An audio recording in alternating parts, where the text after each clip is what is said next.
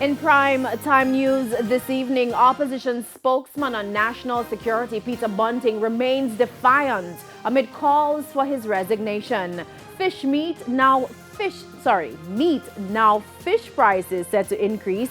Fishermen explain their plight, and we explore the impact of road crashes in St. Anne on healthcare. Good evening and welcome to Primetime News. We're on air and online at onespotmedia.com. I'm Janella Precious. Also this evening, the business day, Primetime sports commentary, E-Prime and weather. But before the break, the feedback question.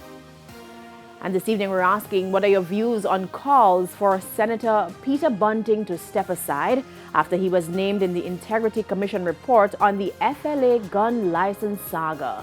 You can share comments online, facebook.com/televisionjamaica, and tweet us at TelevisionJam1.